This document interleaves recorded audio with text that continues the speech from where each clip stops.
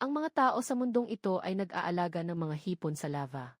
Ginagawa ang mga damit mula sa permafrost. Araw-araw ay nagmamalaki ng 8 espesyal na burger. Dahil sa pagharang ng mga mataas na sibilisasyon sa lahat ng yaman ng Blue Planet, ang laro ng pakikisalamuha sa ligaw na kalikasan ay tahimik na dumating. Maaaring magpadala ang mga bansa ng mga tagapag-imbento sa ligaw na mundo. Ang mga materyales na makukuha ay maibabalik ng milyon-milyong beses sa kanilang bansa. Ang lugar ng kapanganakan ng iba ay gubat o pulo. Samantalang ako ay itinapon sa A-level na yelo na pinagbabawal na lugar. Sa unang gabi, muntik na akong maging yelo. Pinagtatawanan ng buong mundo ang Dragon Country na malapit nang matapos. Nagtaya sila na hindi ako aabot ng 3 araw. Ngunit hindi nila alam na nagising na ako sa sistema ng impormasyon araw-araw. Na kayang tumpak na tukuyin ang mga nakatagong yaman. At magbigay ng maagang babala sa iba't ibang krisis. Kahit itapon mo ako sa isang ligaw na lugar ng 1 taon. Mag-enjoy pa rin ako na parang nagbabakasyon lang. Sa totoo lang, dapat magpatuloy akong pumili ng mga gamit. Pero dito, ang temperatura ay -52 degrees Celsius. Kung magtatagal pa ako, siguradong magiging isang ice sculpture ako. Bukod pa rito, ang sistema ay naggagabay lang sa mga resources. At hindi naman ito basta-basta lumalabas. Kaya kung gusto kong mabuhay ng matagal, kailangan mong maintindihan ang heograpiya at klima ng paligid. Mahalaga ang mga kagamitan pero nag-aalangan pa rin ako tungkol sa kapaligiran. Pero nagdadalawang isip pa rin ako. Paano kung wala talagang kahit ano sa paligid? Hindi ba masasayang lang ang mahalagang pagkakataon para sa impormasyon? Matagal akong nag-alinlangan. Pero sinunod ko pa rin ang sinasabi ng puso ko. Pinili ko ang busy, kapaligiran. Sa susunod na segundo, may kumikislap sa aking mga mata. Isang 3-dimensional na holographic na mapa. Ang lumitaw sa aking retina. At ipinapakita ng sistema na may darating na snowstorm sa loob ng 71 oras. Ngunit sa kasalukuyan kong lokasyon, hindi ko kayang labanan ang sakunang ito. Ang tanging pag-asa ay nasa Hilagang Silangan. Agad kong pinalaki ang mapa sa Hilagang Silangan. Nadiskubre ko na isa pala iyong lawa na may dumadaloy na tubig. At ang kapal ng yelo ay 20 sentimetro lang. Bigla akong na-excite. Ibig sabihin ng dumadaloy na tubig, may isda roon. Ibig sabihin din ito na may matagal at matatag na pinagkukunan ng pagkain doon. Tingnan ko muna bago magdesisyon. Habang sinasabi ko ito, naglakad na ako papunta sa lawa na may dumadaloy na tubig. Biglang lumitaw sa harap ko ang isang gintong palaso. Ituro mo sa akin ang direksyon. Hindi lalampas sa 20 minuto. Narito na ako sa lokasyon ng impormasyon. Pagtingin sa paligid. Narito ang walang katapusang puting niebe. Ngunit alam ko, 20 sentimetro sa ilalim ng aking mga paa ay may buhay. Kasabay nito, naguluhan ang lave stream sa permafrost tundra. Anong ginagawa ng batang ito? Sa ganitong panahon, umalis sa kanlungan. Lalabas ka, tiyak na mamatay ka. Naku, huminto ang heating sa bahay ko.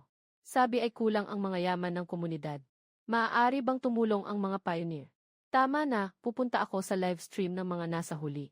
Nasa mga masamang kondisyon sila. Siguradong mas mahirap ang sitwasyon nila kaysa sa atin. Sa puntong ito, nakarating na ako sa destinasyon.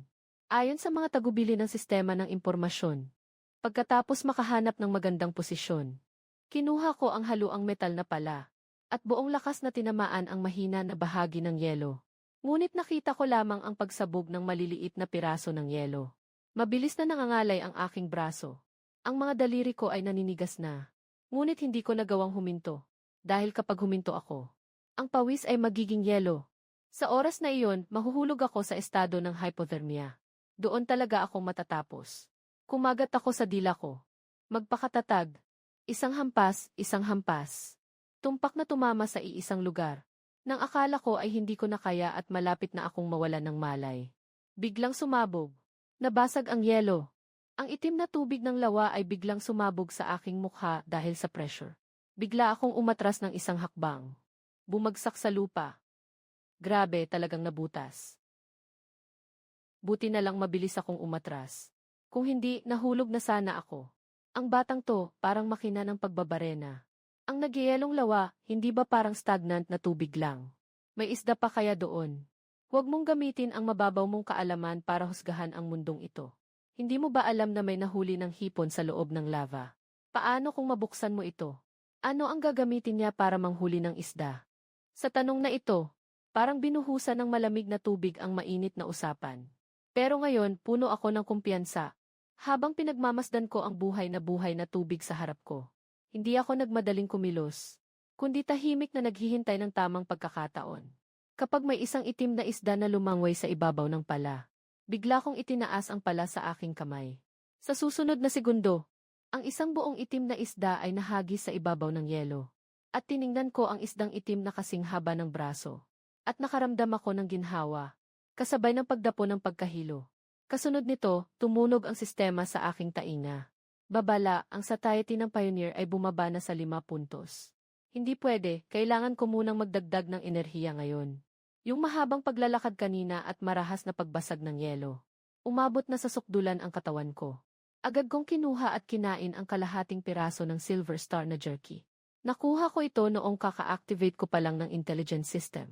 Galing ito sa mga supply sa loob ng isang backpack na natagpuan ko. 15 hindi lang may karne. 15 kundi mayroon ding uling at pang-apoy. Bolang aso at sa oras na ito si Gil. Sa live stream ay may isang gintong komento na talagang kapansin-pansin.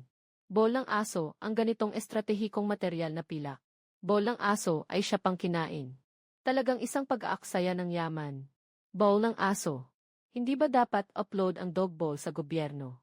Itong comment na ito, agad nitong pinagalit ang mga manonood ng Daxia.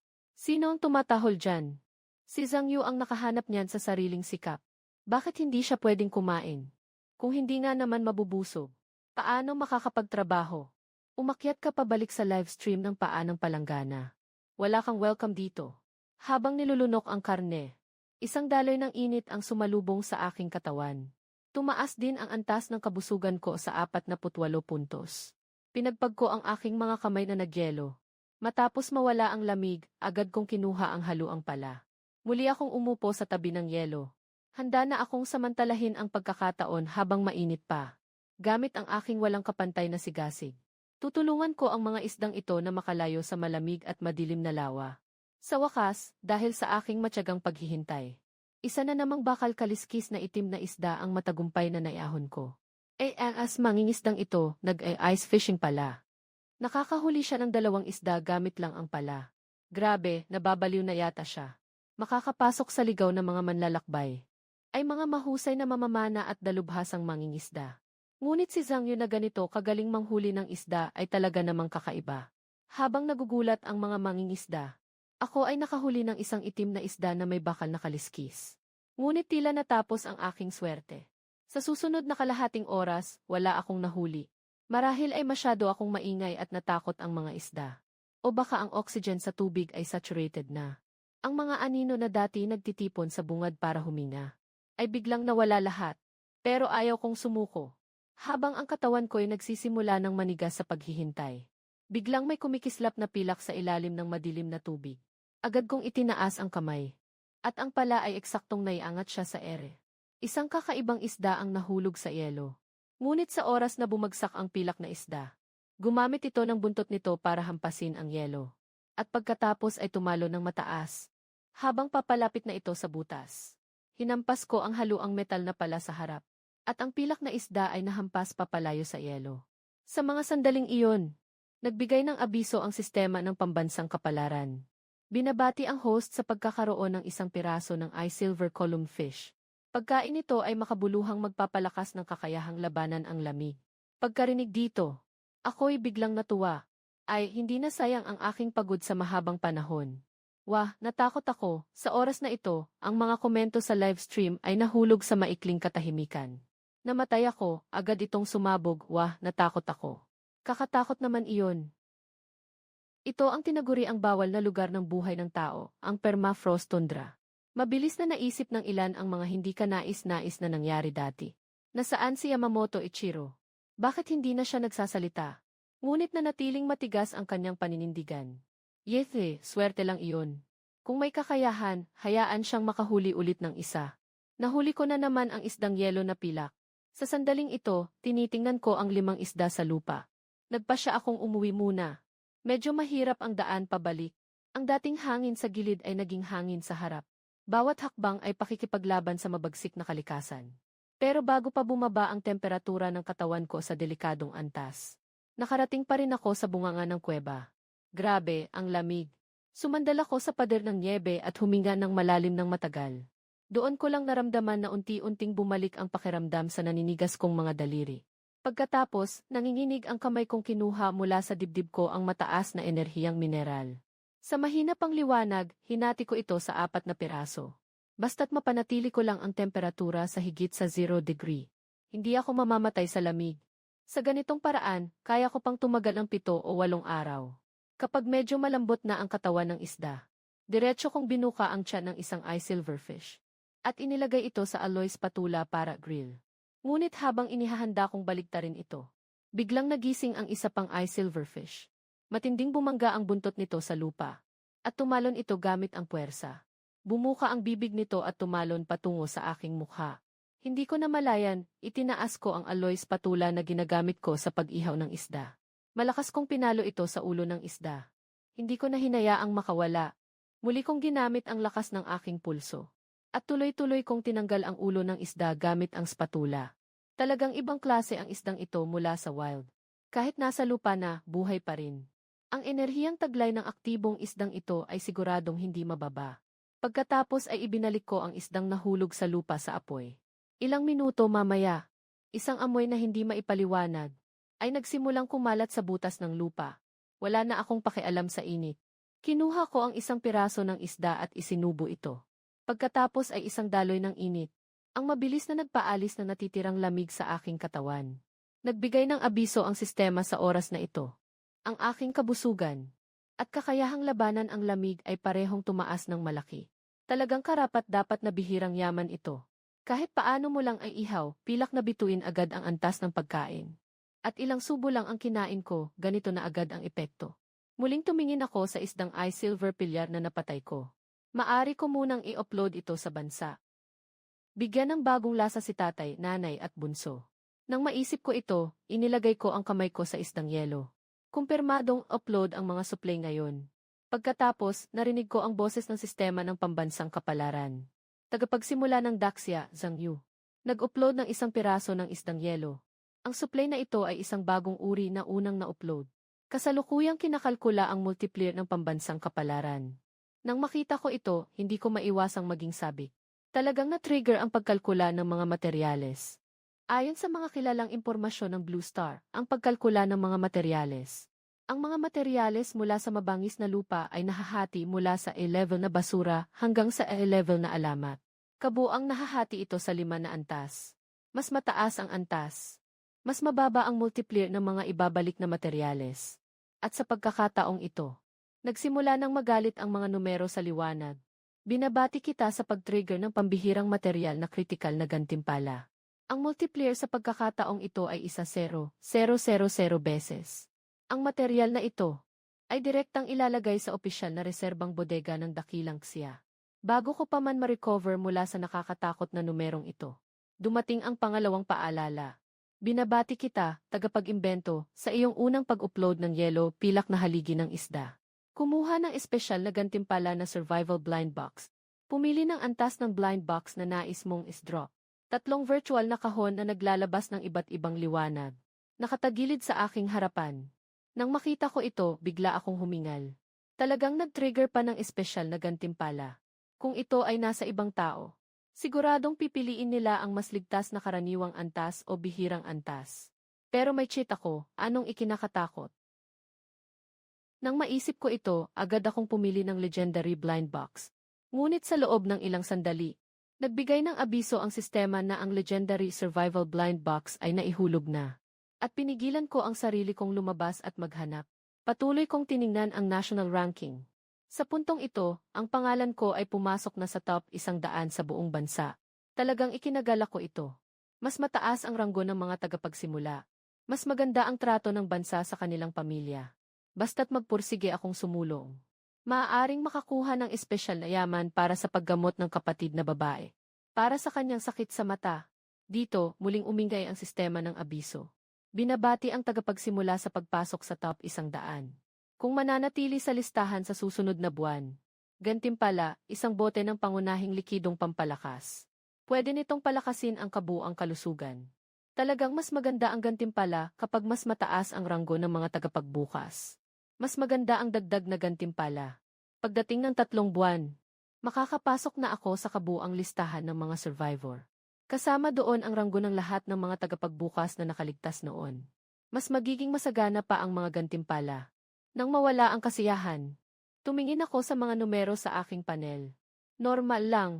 Kahit ang temperatura ng katawan ay nananatili sa 36.5 degrees. Ito ay nagbigay sa akin ng ginhawa. Hindi masama. Hindi lamang tumaas ng malaki ang mga supply, kundi nagkaroon din ako ng isang survival blind box. Agad akong nakaramdam ng ginhawa. Hindi ko na kailangang mag-alala na mamamatay ako sa lamig o gutom. May dala akong pag-asa para sa magandang bukas. Pinatay ko ang live stream at agad natulog. Pagmulat kong muli, na-refresh na ang Intel system. Nandoon na naman ang 4 na pagpipilian. Matapos mag-isip sandali, pinili kong mabuhay. Sa susunod na segundo, nakuha ko agad ang eksaktong lokasyon ng legendary survival blind box. Dahil dito, napasuntok ako sa tuwa. Mabilis kong inayos ang gamit ko at umalis na ako. Kasabay nito, pinindot ko ang start broadcast sa relo ko. Magandang umaga, pamilya. Ngayon, balak kong hanapin ang mga supply na ibinagsak. Pagkatapos noon, nagpadala ako ng mensahe sa mga magulang ko para ipaalam na ligtas ako. Pagkatapos, hinarap ko ang malakas na hangin at nyebe papunta sa destinasyon. Dahil sa napakalaking upload kahapon na umabot ng 10,000 beses. Pagkabukas pa lang ng live stream, biglang dumami agad ang mga nanonood online. Huwag kang masyadong mag-focus sa gantimpala, bata. Gawin mo lang ang makakaya mo. Isang retiradong pioneer na si Wanggang ay nagkomento rin. Sa susunod na segundo, may isang hindi inaasahang bisita na pumasok sa live stream. 2 isda lang ang nagdala sa iyo sa iyong kapahamakan. Ganyan ba talaga ang mga mapagmataas na tagapagpabago ng Daxia? Nandito na naman ang mga maliit na demonyo para mang-abala. At sa puntong ito, hindi ko na tinitingnan ang mga bullet screen. Nakatuon ako sa gintong araw ng sistema ng impormasyon. Matapos ang ilang sandali, narating ko na ang aking destinasyon. Nagsimula akong maghukay gamit ang haluang metal na pala sa loob ng wala pang 20 minuto. Lumabas ang isang metal na kahon. Nanginig ang kamay ko habang binubuksan ang blind box. Sa loob ay may isang set ng pilak na metal na bahagi. Sa susunod na segundo, tumunog ang system prompt. Binabati ang mga tagapagsiyasat ng dakilang Xia. Nakakuha ng legendary portable polar snow vehicle. Nang marinig ko ito, napasinghap ako. Grabe, ganito pala kaastig ang transportasyong ito. Pagkatapos, agad kong inassemble ang mga metal na bahagi. Tuwang-tuwa akong tinitingnan ang snowmobile sa harap ko. Lalo na yung rack na maaaring i-extend.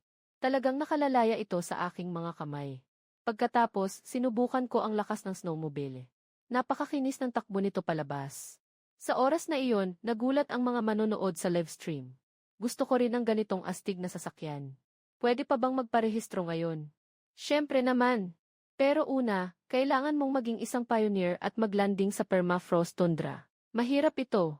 Kailangan mong mag-focus at makahanap ng bihirang materyales para makasakay sa barko. Mahirap ito. Kailangan mong mag-focus at pumili ng legendary blind box para magkaroon ng pagkakataon. Grabe, ang hirap naman yan. Nakakasakit sa damdamin, bro. Samantalang ako, ngayon ay nag-enjoy sa matinding bilis ng hangin. Wala talagang tumingin sa bullet screen. Nagsimula na ako, hindi nagtagal. Bumalik ako sa orihinal na lugar ng pag-drop. Inilagay ang metal na kahon sa sled. Gamitin ito bilang storage box. Agad akong tumuloy sa gitna ng yelo sa lawa kahapon. Pagkalipas ng kalahating oras, nakarating na ako sa destinasyon. Diretso akong nakapag-save ng ilang oras sa biyahe. Ngayon, kahit gaano karaming isda ang mahuli ko, madali ko na lang madadala lahat. Pero pagkababa ko pa lang ng sasakyan, napansin ko agad na maraming malalaking malalalim na hukay sa paligid ng butas sa yelo. Tingnan mo ang lalim at layo ng mga yapak na ito. Tinataya kong iniwan ito ng isang adultong dugo ang demonyong oso. Maingat kong tiningnan ang paligid. Pero wala akong nakitang anumang bakas ng halimaw. Tila naakit sila kagabi ng amoy ng mga isda. Mukhang kailangan kong manghuli ng mas maraming isda ngayon. Kahit papaano, bago tuluyang mabakante ang lugar na ito, dapat may sapat akong pagkain. Para magpatuloy hanggang makahanap ako ng susunod na mapagkukunan ng ikabubuhay. Habang sinasabi ko ito, ipinarada ko ang snowmobile sa harap ko bilang panangga sa hangin. Pagkatapos, iwinasiwas ko ang aloy na pala at muling binasag ang yelo. Agad na may ilang isda ang lumutang pataas. Mabilis kong ginamit ang aloy na pala para tulungan ang isda na makuha sa pampang. Sa loob lang ng kalahating oras, Nakahuli na ako ng 3 matatabang itim na isda. Pero para lang ito sa pantawid gutom. Wala itong kakayahan na magbigay ng resistensya sa lamig tulad ng silverfish. Medyo nadismaya ako dahil dito. Pagkatapos naalala ko. Ang itim na kaliskis na nakita ko sa loob ng bituka ng isda kagabi. Hindi ba't ang itim na isda ay pangunahing pagkain ng pilak na isda? Nang maisip ko ito, agad kong inangat ang pala at pinira-piraso ang itim na isda. Pagkatapos, ginamit ko ang haluang metal na pala upang ilagay ang laman ng isda at ibinabad ito sa malamig na tubig. Hindi nagtagal. May isang malaking grupo ng mga isdang yelo na lumangway papunta rito. Bigla kong itinataas ang hawakan ng pala. Ngunit nang lumabas ang isda, tumalon ito sa gilid ng pala. Nakita ko ito at nagalit ako ng todo. Ngunit mabuti na lang. Hindi umatras ang mga isda dahil sa aking galaw. Sa halip, lalo silang dumami. Ibinato ko ang mga piraso ng isda sa lawa. At pagkatapos, gamit ang aking lakas. Mabilis kong inihagis ang mga isdang nahuli patungo sa dalampasigan. Kahit na sa 1-0 beses na pag-iskop, 8 beses ay walang nahuli. Minsan pa nga, ilang beses na tumalon ang mga isda sa ibabaw ng yelo. Pero gumigewang sila at bumabalik din sa tubig. Pero hindi mapipigilan ang mga isda na sunod-sunod na sumugod sa pala. Unti-unti ko ring natutunan ang tamang paraan. Hindi na ako pumapalya sa pagpala. Mabilis akong nakadapo sa pampang. Yung 7 pilak na isda ay mga 40 kilo ang bigat. Lahat ng isda. Ipinagsama sa metal na kahon ng snowmobile. At pagkatapos ay tumakbo ng buong bilis patungo sa kanlungan. Hindi nagtagal ay bumalik ako sa pamilyar na maliit na burol ng niebe. Pagkatapos ay inilipat ko ang isda sa butas sa lupa. Kasabay nito, inayos ko muli ang snowmobile. Habang tinitingnan ang metal na parisukat na kasing laki ng maleta, muli akong humanga sa kamanghamanghang likha ng mataas na sibilisasyon. Matapos mag-iwan ng butas para sa hangin sa pasukan, sinindihan ko ang isang maliit na piraso ng mataas na enerhiyang karbon. Habang dahan-dahang tumataas ang temperatura sa loob ng kuweba, naramdaman kong sumakit at manhid ang lahat ng aking mga kalamnan. Pero habang tinitingnan ko ang bundok ng mga isda sa harap ko, napuno ako ng pakiramdam ng tagumpay. Kailangan kong bigyan ng gantimpala ang sarili ko ngayon. Kaya kumuha ako ng isang silver na isda at inihaw ito. Pagkalipas ng ilang minuto, ang sariwang amoy ng isda ay pumasok sa aking ilong. Nilunok ko ang aking laway.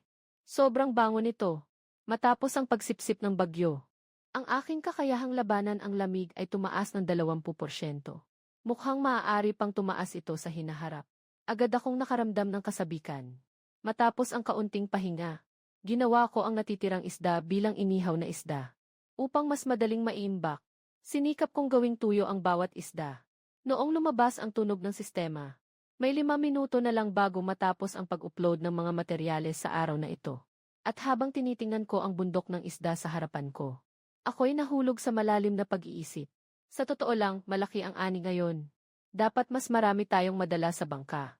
Kahit ito ay gantimpala ng bansa, o para sa sariling pamilya, mas magiging maganda. Pero hindi pa natin alam ang galaw ng Snow Demon Bear. Hindi muna tayo makakapunta sa Ice Lake sa ngayon. Sa mga susunod na araw, magpapatuloy ang snowstorm. Hindi talaga tayo makakalabas. Ang mga isdang ito, maaaring maging lahat ng aking mga supply sa susunod na panahon. Nang maisip ko ito, nagtigilan ang aking mga mata. Hindi ko ma-upload lahat. Ito ba ay para sa pag-upload ng mga materyales o para sa pagpapanatili ng buhay? Ito ay isang mahirap na balanse na kailangang pagdesisyonan ng mga tagapagsimula. Ngunit ang gantimpala sa pag-akyat ng ranggo ay talagang kaakit-akit. Sa unang 3 buwan, ang mga nangungunang 1-0 na tagapagsimula sa ranggo ay makakatanggap ng malaking benepisyo. Samantalang ang mga tagapagsimula na wala sa ranggo, kadalasang maaalis sa ligaya dahil sa iba't ibang dahilan. Ipinatong ko ang kamay ko sa isang inihaw na ginintuang isda upang kumpirmahin ang pag-upload ng mga supply ngayon. Pagkatapos, narinig ko ang boses ng sistema ng pambansang kapalaran. Pumasok si Zhang Yu, ang tagapagpaunlad ng gusali, sa top 50. Nananatili pa rin siya sa listahan sa susunod na buwan. Makatanggap ng 5 bote ng paunang antas na tubig pangkalusugan. Agad kong binuksan ang ranggo ng pambansang kapalaran. Sa puntong ito, nasa ika-42 na ako. Kapag nakuha ko na ang tubig pangkalusugan, si Zhang Yu, maaari na akong manghuli ng mga halimaw, si Zhang Yu. Sa ganitong paraan, malaki ang posibilidad na makasurvive ako, si Zhang Yu. Sa loob ng 3 metro mula sa butas, narinig ang mabigat na hakbang sa snow. Sa susunod na segundo, ang mabigat na paghinga ay may kasamang amoy ng dugo. Pumasok mula sa butas ng hangin. Biglang nanlaki ang aking mata sa takot. Agad na hinawakan ang aloy na pala sa tabi ko. Isang kamay ang kinuha at itinakip sa apoy. Biglang nilamon ng dilim ang lahat. Hinawakan ko ng mahigpit ang aloy na pala. Handa akong makipaglaban hanggang kamatayan anumang oras. Pero biglang lumayo ang tunog ng mga yapak. Hindi ako nagpakampante kahit kaunti. Dahil ang direksyon na pinuntahan niya ay eksaktong lugar kung saan itinapon ko ang mga laman loob kahapon. Naakit siya ng amoy ng dugo. Putangina, kung itinago ko lang sana ang mga laman loob malapit sa bungad ng butas kahapon. Ngayon, ako ay tila isang di kumpletong bangkay. Kapag umaga ay bahagyang sumisikat. Ang liwanag ng sistema ng pambansang kapalaran ay lumilitaw sa tamang oras. Nakikita ang bilang ng mga namatay kahapon. Ang puso ko ay biglang bumagsak. Sa loob lamang ng isang gabi, 4,000 tao ang nawala sa malupit na mundo. Naisip ko ang nakakatakot na gabi kagabi. Humigop ako ng malalim na hangin at pinili ang krisis. Sa susunod na segundo, nagbago ang mundo sa aking paningin. Ang dating madilim na pasukan ng yungib, biglang lumiwanag sa isang banayad na dilaw na filter. Ang daloy ng datos ay nag-uumapaw sa aking retina. Sa huli, naging isang espesyal na sumpa. Agad na sumunod. Isang linya ng teksto ang lumitaw sa susunod na 5 araw. Makikita mo ang mga bakas ng mga nilalang sa loob ng susunod na linggo na may mga pheromone na marka, na tila may limitadong oras. Ngunit sapat na ito para sa akin. Pagkatapos ay lumakad ako patungo sa butas. Isang maputlang berdeng bakas ang lumitaw sa aking paningin. Mayroon ding 2 malalakas na spot ng liwanag, na halos dumikit sa mga bitak ng yelo. Samantala, isang pulang maliit na teksto ang tahimik na lumitaw. Isang antas ng dugo ng lobo ang nagmarka sa iyo bilang biktima sa madaling araw. Nakita ko ito at hinigpitan ko ang aking kamao. Sumpa.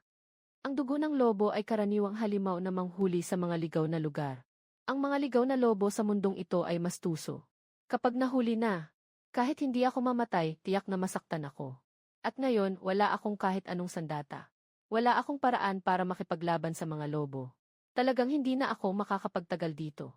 Isang serye ng mga alarma ang umuugong sa aking tainga. Ang babala sa aking retina ay patuloy na nagtutulak sa akin. Mabilis, humanap ng bagong kanlungan. Sa isip na ito, agad kong pinatakbo ang snowmobile. Ilagay ang lahat ng mga materyales sa metal na kahon.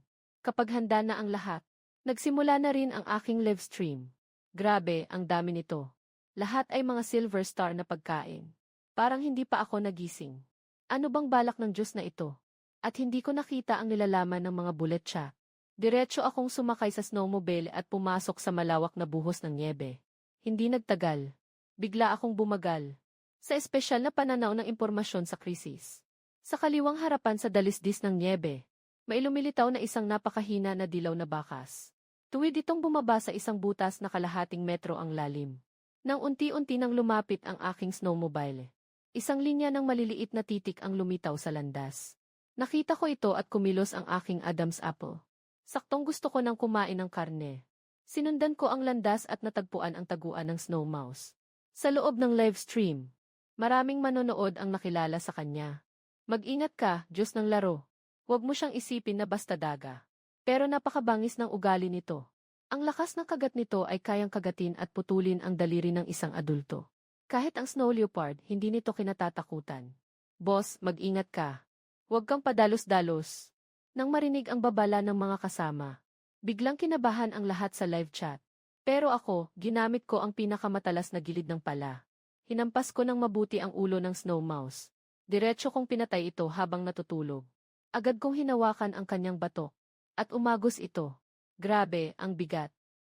Tiyak na nasa 20 kilo ito. Pagkatapos, kumuha ako ng 7 pirasong asul na prutas mula sa butas ng puno.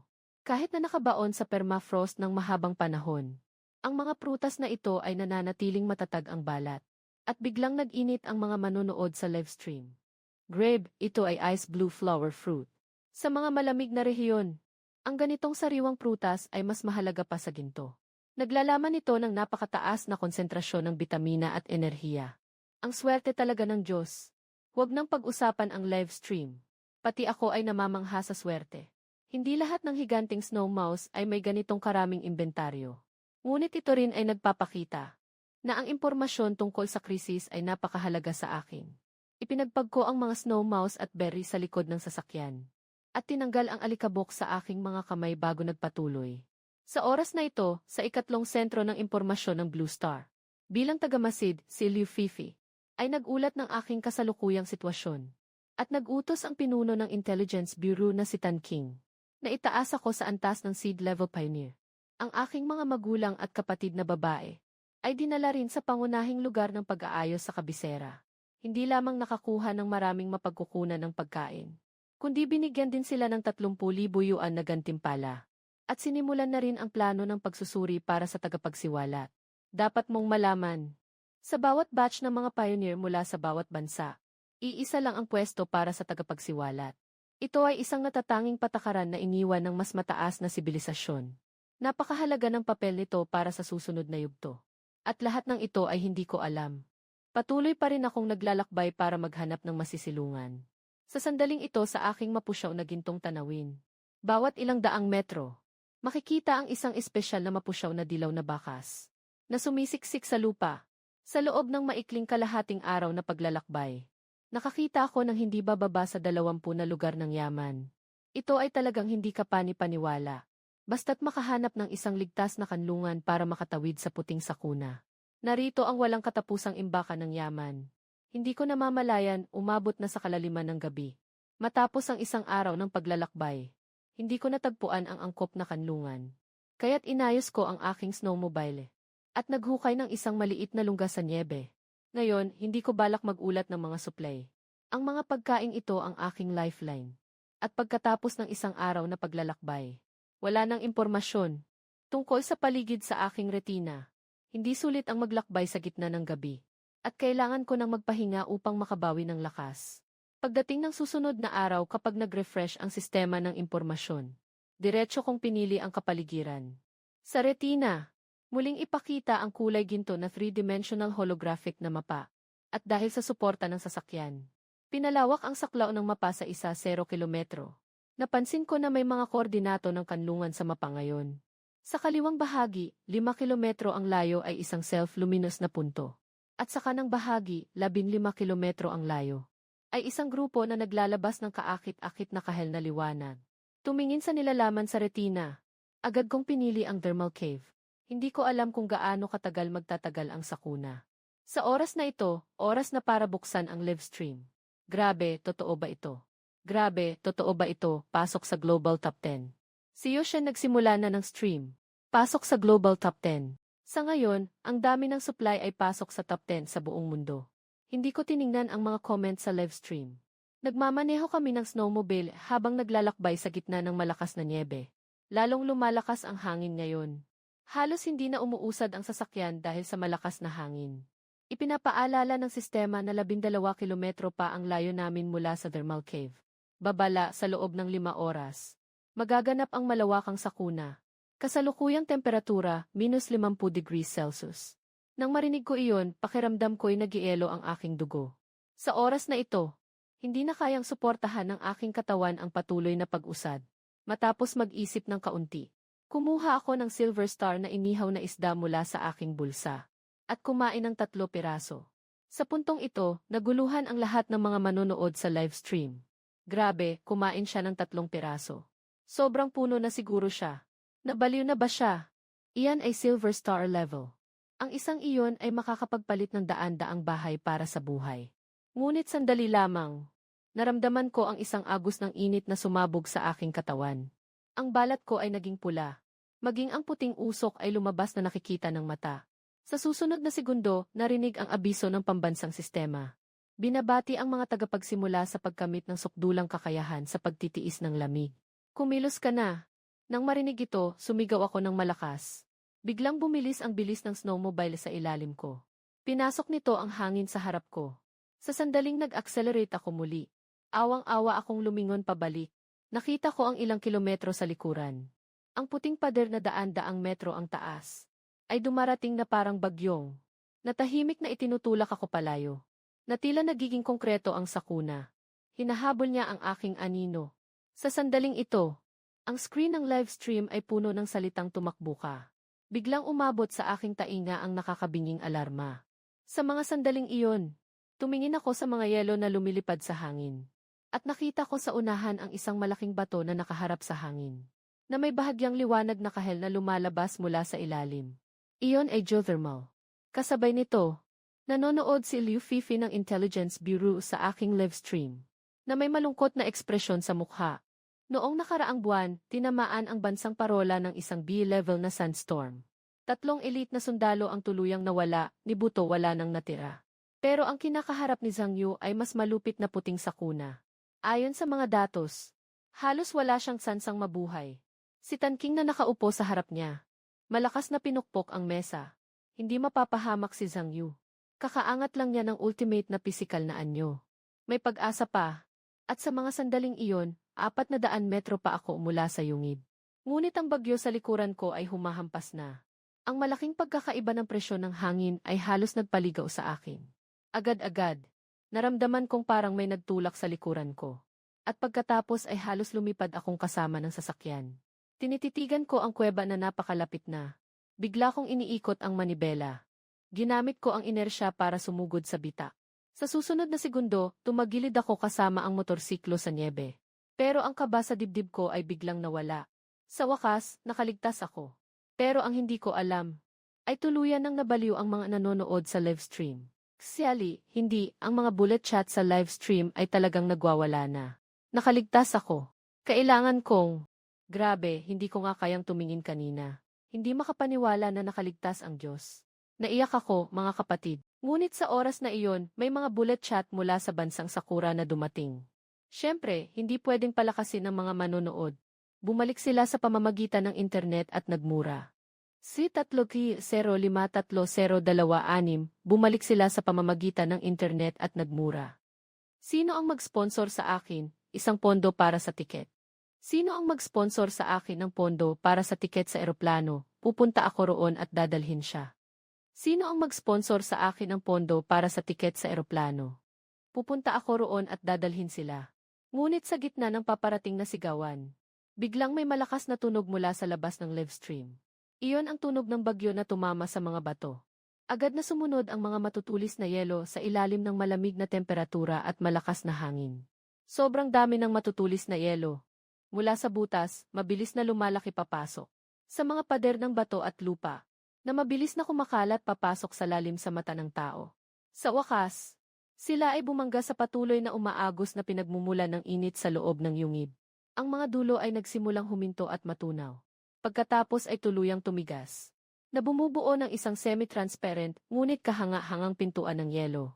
Sa sandaling ito, tinitingnan ang A-level na bagong tahanan na may sistema ng pagraranggo.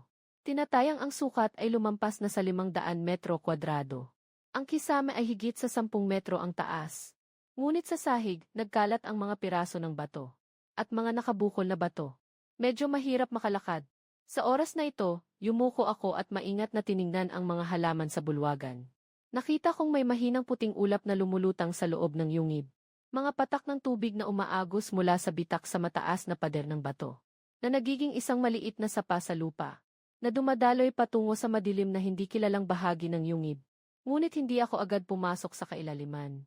Sa halip, inalis ko ang mga batong nakaharang sa lupa. Maging sa pagtalon at pag-akyat sa mga kakaibang bato. Sinusuri ang bawat sulok.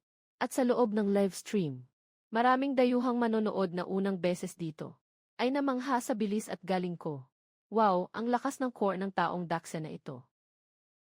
Parang naglalakad lang sa batuhan. Talagang parang isang snow leopard. Ang bilis talaga. Hindi niyo pa nakikita kung paano magmaneho ang tunay na master.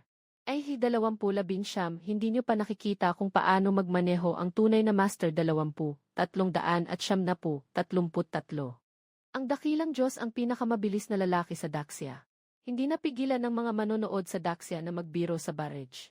Sa gitna ng mga biro, natapos na ang aking live stream. Pero tuloy pa rin ang mainit na usapan. Ngayong araw, wala pa rin akong na-upload na kahit anong supplies. Sumilip ako sa system panel. Lagpas na ako sa top 100.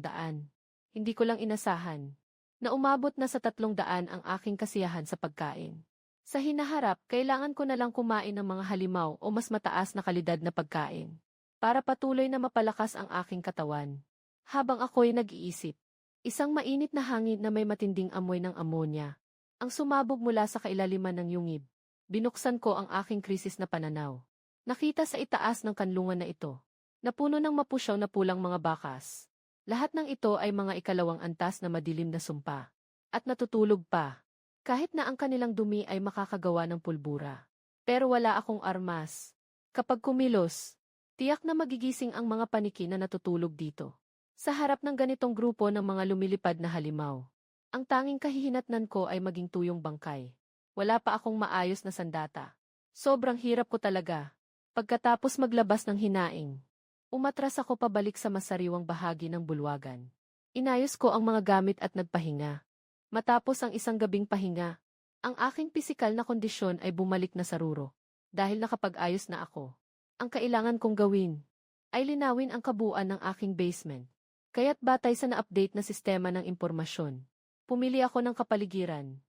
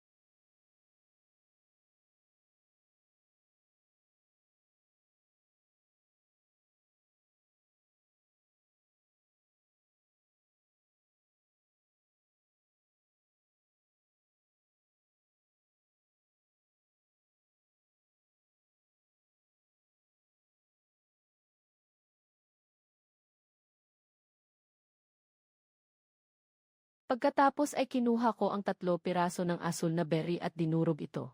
Dito ko lang kinuha ang isang piraso ng karne na may mantika pang tumutulo. Isawsaw sa mangkok ng jam. Ganito lang. Ang inihaw na karne na puno ng malamig na jam ay isinubo. Agad akong naglabas ng isang sigaw ng kasiyahan. Sobrang sarap. At si Liu Fifi ay nakatingin sa abalang anino sa screen. Bahagyang umangat ang kanyang labi. Ikawalong batch ng mga mananaliksik ng Blue Star. Class na kanlungan, ikawalong batch ng mga pioneers ng Blue Star. Class na kanlungan, may mga tao na abala sa paghahanap ng pagkain. Class na kanlungan, may mga tao na abala sa kanlungan. Ngunit si Zhang Yu, isang pioneer na nasa permafrost, ay tila nagsimula ng tamasahin ang buhay. Marahil ito ay ang tiwala na dulot ng isang top-tier na kanlungan. Kasabay nito, ang Bureau ng Espesyal na Operasyon ng Dakilang Xia. Ang mga pinakamataas na opisyal ng militar at gobyerno. Ang kanilang mga mata ay nakatutok sa malaking screen na nagpapalit-palit ng real-time na surveillance. Habang si Tan King ay ginagamit ang laser pointer sa screen. Ito ang ulat sa unang 9 na araw ng Wildlands. Ulat sa kalagayan ng mga pandaigdigang binhi at mga pioneer, pagsusuri sa kasalukuyang sitwasyon. Ulat sa kalagayan ng mga pandaigdigang binhi at mga pioneer, pagsusuri sa kasalukuyang sitwasyon. Zhao Tiezhu, antas ifi ng madilim na kagubatan. Puno ng nakamamatay na lason. Kailangang makahanap ng lunas sa loob ng 3 araw. Li Qingqing, uminom ng kontaminadong tubig. Sa kasamaang palad, nahawahan ng dysentery. Hindi makakain sa loob ng 2 araw. Tanging si Muxu. Ang kaunting kalagayan ay medyo matatag. Ngunit kailangan ng kanlungan. Ilang mga pinuno ang nakakunot ang noo habang nakatingin sa monitor. Noong sandaling iyon, pinisil ng matandang pinuno ang kanyang noo. Nasaan na ang batang iyon mula sa permafrost? Ano na ang kalagayan niya ngayon? Nang marinig ito, nagulat si Tan King. Agad niyang pinalitan ang screen. Nakita ang video ni Zhang Yu. Nagluluto ng karne ng daga sa paligid ng bonfire. Tahimik na tahimik ang conference room, parang maririnig mo ang mahulog na karayom. Uminom ng tsaa ang matandang pinuno. Tapos itinuro niya ang screen, galit at natatawa, ang batang to talaga. Habang ang iba ay nagtitiis ng gutom sa ilang. Siya naman, ayos na ayos at parang walang problema. Biglang naging masigla ang atmosphere sa conference room. Lahat ay nagbigay ng papuri. Nabanggit na si Zhang Yu ay hindi lamang nakahanap ng kanlungan, kundi nakakuha rin ng legendary na snowmobile. Isang napaka-promising na tagapagbukas. Agad na tinanong ng matandang leader ang rating ng kanlungan ni Zhang Yu. Agad na inilabas ni Tan King ang ulat. Ang rating ng kanyang kanlungan ay The Level. Ika-1-0 sa buong mundo. Iminungkahi kong isama siya bilang ika-8 batch ng mga kandidato para sa Apocalypse. Nang marinig ito, agad na naging seryoso ang matandang pinuno. Sandaling nag-isip, magandang binhi siya. Pero ang Tianqi ay may kinalaman sa kapalaran ng bansa. Napakahalaga ng bagay na ito. Kailangan pa nating obserbahan siya ng ilang araw pa. Kasalukuyan kong inaalis ang taba at mga laman loob ng snow mouse. Pagkatapos ay hinihiwa ko ito sa maliliit na piraso. Ibinuhos ang mga buto sa palayok na bato. Agad na kumalat ang masangsang na amoy ng mantika. Samantalang nag-iinit ng mantika, pinuputol ko ang mahigit 10 kilo ng karne sa sukat ng daliri. Pagkatapos, inilatag ko ang mga piraso ng karne sa paligid ng uling. Pinatuyong mabuti. Kapag ang mga piraso ng mantika sa palayok ay naging gininto ang kulay at lumutang. Naghanap ako ng malinis na mangkok na bato. Ibinuhos ko ang mainit at malinaw na mantika. Pwede itong gamitin bilang mantika sa pagluluto, pampahid laban sa lamig o pang-ilaw na panggatong. Ang mahusay na paggamit ng mantika ng hayop ay mahalagang kasanayan sa survival. Sa aspetong ito, malapit nang maging perpekto ang aking praktikal at teoryang kaalaman. Ipinatong ko ang malaking balat ng snow mouse sa makinis na bato. Ginamit ko ulit ang aloy na pala bilang scraper. Tinatanggal ang natitirang mantika at laman sa balahibo. Pagkatapos, inundayan ko ng likod ng pala at binasag ang ulo ng daga. Maingat kong tinanggal ang 2 matitigas na pangil. At 4 na matitibay na buto ng paa. Timbang-timbang ko ang mga buto sa kamay ko. Napangiti ako ng bahagya. Sakto ang kurbada ng 2 pangil na ito. Kapag pinakinis, natural na barbed hook na ang mga ito. May tool na ito. Tiyak na tataas ang bisa sa pangingisda. Kapag naayos na ang huling piraso ng buto, sunod-sunod na umingay ang mga alerto. Nakuha ang 5 kilo ng karne ng daga. Nakuha ang 1 piraso ng balat ng pilak na daga. Nakuha ang 2 piraso ng matigas na pangil ng daga. Matapos maayos ang lahat, isinuot ko ang simpleng bag at naglagay ako ng ilang piraso ng jerky sa loob. Yumuko ako at uminom ng ilang lagok ng tunaw na niebe para mawala ang uhaw. Pagkatapos ay muling hinigpitan ang hawak ko sa aloy na pala. Ang mapusyaw na gintong mapa sa retina ko ay biglang lumiwanag.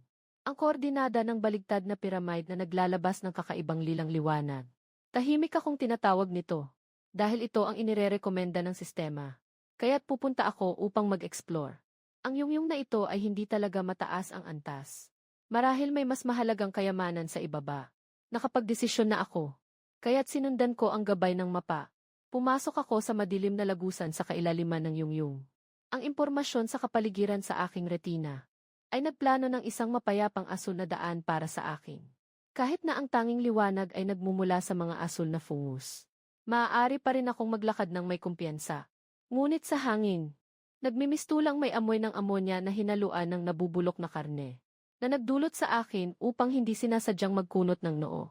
Ngunit hindi ko pinigilan ang aking mga hakbang. Mga 30 minuto ang lumipas.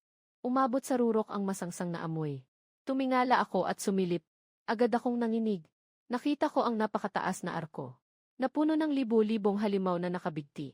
Lahat sila ay mga adult na 2 antas ng madilim na nalalanta na palakol. Babala, napakadelikado. Dahil dito, biglang nagbigay ng alerto ang sistema ng impormasyon. Nagsikip ang aking mga pupil. Mas malaki pa ang mga halimaw na ito kaysa sa mga paniki ng Blue Star. Itim na balahibo ang bumabalot sa kanilang malalakas na katawan. Kahit na natutulog, ang kanilang nakakatakot na presensya ay nakakabahala. Kung hindi dahil sa impormasyon na kumpirmadong sila ay natutulog sa taglamig. Kahit 100 buhay, hindi ko kayang lumapit. Tumingin sa lupa. May mga puti-abo na dumi sa putik. Napuno ng maputlang mga buto. Kaya tinakpan ko ang ilong ko at tahimik na umatras. Lumakad ako papunta sa kabilang mainit na lagusan. Grabe, siguradong isang halimaw iyon, mas nakakatakot pa. Mas nakakatakot pa kaysa sa horror movie, mas nakakatakot talaga. Siguradong isang halimaw ng 2 antas iyon. Mas nakakatakot pa kaysa sa horror movie. Buti na lang at hindi pumasok si Master. Buti na lang at hindi pumasok si Master. Walang duda, kung walang armas, imposibleng labanan ang 2 antas ng magic rune. Parang naghahanap lang ng kamatayan. Lalong dumidilim ang ilaw sa loob ng lagusan. Pati ang liwanag ng military blanket ay halos hindi na makita. Kaya hindi na rin nakapagtataka kung akala ng mga manonood ay naputol ang signal. Ang di kilalang dilim at mga nakaambang panganib. Paano nga ba hindi kabahan ang libu-libong manonood sa harap ng screen? Bakit biglang nagdilim, lahat ay napahinto ang paghinga, sana walang masamang mangyari. Nakatigil na ang programa 38. Nakatigil na ang programa, anong nangyari? Nakatigil na ang programa, masama ba ang signal? Nakatigil na ang programa, wag mo akong takutin, 76. Nakatigil na ang programa 77. Pagkatapos dumaan sa pugad ng mga mahika, biglang bumagsak ang lupa. Naging mas madilim ang ilaw. Sa ngayon, umaasa lang ako sa impormasyon mula sa paligid para magpatuloy. Biglang tumaas ng matindi ang temperatura, umabot ng 40 degrees Celsius. Basang-basa ako sa pawis. Dikit na dikit sa katawan ang quick-dry na damit ko. Tuyong-tuyo na rin ang lalamunan ko, sobrang uhaw na. Ang weird, hindi ba dapat ito ay temple ng snow at hangin? Bakit ang init-init? Biglang may malamig na hangin na tumama sa akin. Ang matinding init at lamig ay matinding nagbanggaan sa makitid na lagusan. Agad na nagdulot ng malaking puting ulap. Nakalabo ng aking paningin. Malinaw na nakikita sa aking retina. Nasa 30 metro na lang mula sa lila na pyramid. Kaya't nagingit-ngit ako. Huminto sa paghinga. Sumugod sa puting ulap. Ang tanawin sa harapan ko ay biglang nagpalaki ng aking mga pupil.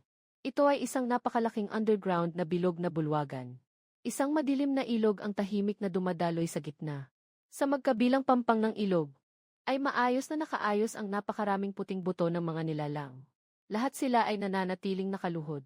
Sabay-sabay na nakaharap sa gitna ng bulwagan. Sabihin mo na, putang ina, iyon ay mga buto ng tao. Sabihin mo ang isang bagay. Sabihin mo ang isang bagay, ano ba talaga ang lugar na ito? Sabihin mo ang isang bagay, tingnan mo ang pader. May ilaw doon. Sa susunod na segundo, biglang nawala ang signal ng live stream. At wala akong kaalam-alam. Lahat ng atensyon ko ay nakatutok sa tanawin sa harap ko. Ito ay gawa sa iba't ibang kulay ng lumot na magkakasama. Dahan-dahan na gumagalaw ang hangin sa loob ng yungib. At sa gitna ng mural, ang lumot ay nag-ipon ng isang mukha ng babae. Walang malinaw na mga tampok. Tanging isang pares ng itim na mata na parang mga kailaliman. Na malamig na nakatingin sa akin. Isang sulyap lamang. Ang aking isipan ay tila tinamaan ng mabigat na martilyo. Biglang umusbong ang pakiramdam ng pagkasuka. Dumadagundong ang mga ingay ng maraming bulong-bulungan sa aking tainga. Sira na. Pagkatapos ay nahulog ang aking kamalayan sa kawalang galaw. Hindi ko alam kung gaano katagal. Ang aking mga mata ay puno ng pulang ugat. Hindi makontrol na naglakad patungo sa mural. Ang kamalayan ay nahatak sa isang walang katapusang yelo. Isang sinaunang malamig at may pang-aasar na tinig ng babae. Ang biglang umugong sa kaibuturan ng aking kaluluwa. Nakita na ang mga Diyos. Bakit hindi ka lumuhod? Ang nakakatakot na presyon ay biglang bumagsak. Ang lahat ng buto ko ay naglalabas ng tunog ng labis na pasanin. Ang mga tuhod ko ay hindi makontrol na nanginginig. Sa sandaling ang mga tuhod ko ay halos humawak sa lupa. Biglang nagising ang aking kamalayan. Tiyak na tiyak ako. May isang sinaunang at makapangyarihang nilalang na nakatingin sa akin sa pamamagitan ng mural. At ako'y nakaharap sa larawan. Dapat bang lumuhod o magpatira pa? Kung magagalit siya, mamamatay ba ako agad? Sadyang maraming mga fragment ang mabilis na lumilipad sa aking isipan. Ang libo-libong pag-iisip ay sa huli naging isang sigaw sa aking puso. Tulungan mo ako. Nakahiram ba ng impormasyon para sa susunod na 3 araw? Isagawa ang pagsusuri ng sibilisasyon. Sige, talagang walang alinlangan, tumango ako ng walang pag-aalinlangan. Sige, talagang walang alinlangan, tumango ako ng walang pag-aalinlangan. Sige, talagang walang alinlangan, tumango ako ng walang pag-aalinlangan. Ang lilang liwanag ay biglang sumabog sa aking retina. Ang mga sinaunang gintong rune ay nag-ugnay at nagtagni-tagni.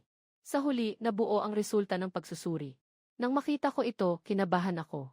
Pero nagawa ko lang kagatin ang labi ko at idiin ng mariin ang aloy na pala sa lupa. Ginamit ko ang lahat ng lakas ko para dahan-dahang ituwid ang likod ko. Biglang lumakas ang hangin sa bulwagan. Ang matinding lamig ay tumagos sa aking mga balat. Diretsong umabot hanggang buto. Buti na lang mayroon akong ultimate na tibay sa lamig. Kaya't nakakayanan ko pa. Ngunit mas mahirap ang mental na pagdurusa. Parang nabuhay ang mga buto sa paligid. Ang mga walang laman na mga butas ng mata ay puno ng galit. Saan mang dako, ang mga bulong ay umaabot sa aking tainga. Lumuhod, alipin. Lumuhod para magkaroon ng pagkakataon. Sa oras na ito, nagsimula ng magkalat ang aking paningin. Sangkaterbang mga anino ang dumaan.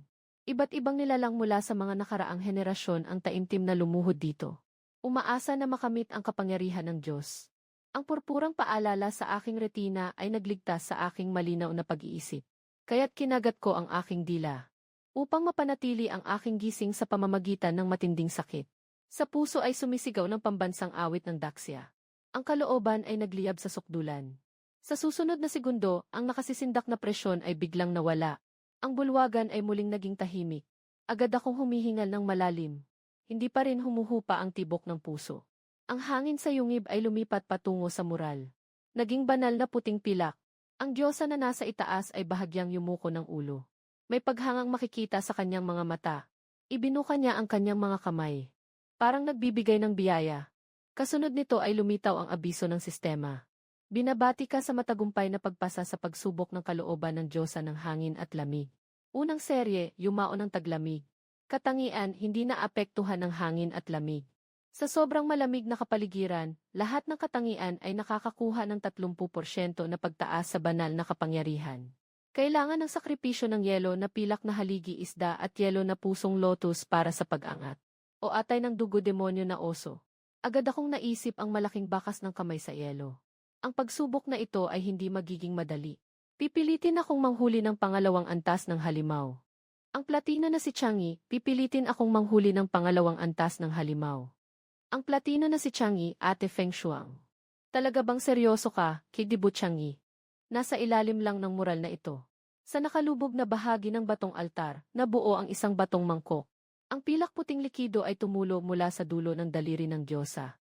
Agad ipinakita ng sistema. Ito ang gantimpala ng diyosa ng hangin at lamig para sa mga sumubok.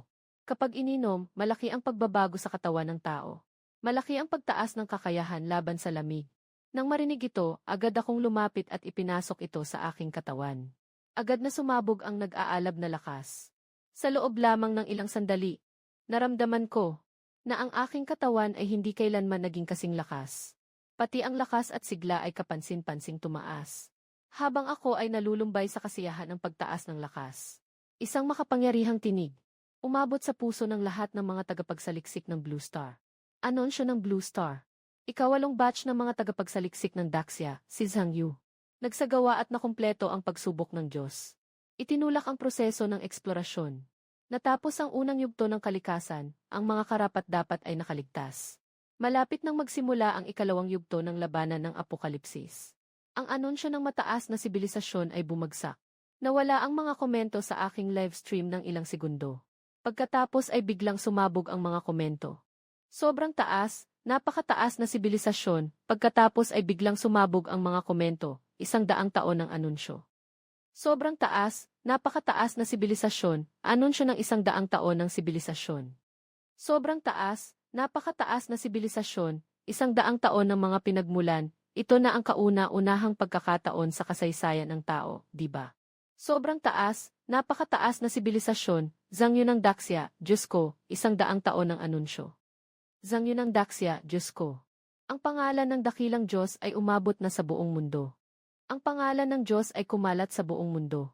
Gusto kong tanungin, ano ang nangyari dito? Ang mga salita ni Zhang Yu ng Daxia ay nagdulot ng gulo. Gusto kong tanungin, ano ang nangyari dito? Ang mga salita ng Zhang ng Dashen. Si Tan King at Liu Fifi ay nataranta at pawisan. Hindi nila inasahan na hindi lang ako nakaligtas, kundi nagdulot pa ng ganitong ingay. Hindi ko rin inasahan na sa loob ng 1-0 minuto, nakapagpasa na yung mga relik na hindi makalabas ng ilang araw at gabi. Hindi nagtagal, tumunog ang pulang lihim na telepono. Inutusan silang dumalo sa pinakamataas na antas ng pulong. Sa pinakamataas na silid ng estratehiya. Seryoso ang hitsura ng matandang leader. Pagkalipas ng 20 araw, magsisimula ang ikalawang yugto. Bawat bansa ay magtatalaga ng isang apokalipto. Basta't buhay ang tagapagpahayag. Makakakuha ang bansa ng 2 kapangyarihan. Ito ay ang makipag-ugnayan sa tagapagpahayag ng real-time. At ang makapagpadala ng iba pang mga tagapag-imbento sa loob ng 3 kilometro mula sa tagapagpahayag. Nagbago na ang lohika ng pakikisalamuha sa ligaya. Hindi na ito tungkol sa individual na kaligtasan, kundi tungkol sa pagtatayo ng pambansang base. 025.10 kundi ito ay tungkol sa pambansang antas ng konstruksyon 25.00012 oras 17 oras. Tatlong natirang tagapagsaliksik na lang ang natira sa gusali. Tatlong natirang tagapagsaliksik na lang ang natira sa gusali. Tatlong natirang tagapagsaliksik na lang ang natira sa gusali. Dapat maging maingat sa pagpili ng mga tagapagsimula. At sa oras na ito, lahat ng mga nakaligtas ay nakakita ng pagbabago sa ranggo ng kapalaran ng bansa. Ang mga gantimpala ng ikawalang batch ng ranggo ng kapalaran ng bansa ay na-refresh na. Nagsimula ang espesyal na aktibidad para sa mga naglalaban upang iwanan ang kanilang pangalan. 200 yuan ay nagbukas ng espesyal na likido para sa mga kalahok na nais iwan ang kanilang pangalan. Nagbukas ng espesyal na aktibidad para sa mga kalahok. Nawala na ang dating likido para sa kalusugan. Pinalitan ito ng likido na kumikislap ng madilim na gintong liwanag. Ang unang pwesto ay isang legendary na bawang bao, na maaari ring magpataas ng 40% sa natural na kapaligiran ng bansa. Ang pangalawang pwesto ay Titan Armor. Ang pangatlong pwesto ay Multifunctional Portable Vehicle. Pang-4 hanggang pang-10 pwesto. May mga magandang backpack at mga gamot din. Kahit ang gantimpala para sa ika-100 pwesto ay lumobo ng 10 beses. Nakita ko ito at talagang naakit ako. Pagkatapos ng sakuna, kailangan kong subukang makuha ang mataas na pwesto. Dito, bigla akong naging sobrang gutom. Alam kong ito ay dahil sa pagkakaroon ng mataas na kakayahan sa pagtitiis sa lamig. Ang katawan ay nag-i-evolve. Kailangan ito ng maraming enerhiya. Nakaupo ako sa tumpok ng mga buto sa bulwagan, kumakain ng tuyong laman ng yam. Pero kahit anong kain ko, hindi ako nabubusog. Hindi nagtagal, nakaramdam ako ng matinding antok. Kaya wala akong pag-aalinlangan na sumandal sa pader ng bato. At mahimbing na nakatulog sa mahiwagang bulwagan. Sa dilim, ang mural sa itaas ay tila nabuhay. Kawili-wiling maliit na nilalang. Nang muling dumilat ang aking mga mata, 3 araw na ang lumipas. Nag-inat ako. Narinig ko ang pagkalansing ng naninigas kong mga kasukasuan. Hinipo ko ang aking leather bag. Naghahanap ng makakain. Nasaan na ang jerky ko? Bakit nawala lahat? Bago matulog, kalahating busog lang ako. Na-refresh na ang impormasyon ngayon. Ngunit hindi ako nagmadali sa pagpili. Kapasidad ng kalidad ng kabayo, ngunit hindi ako nagmadali sa pagpili.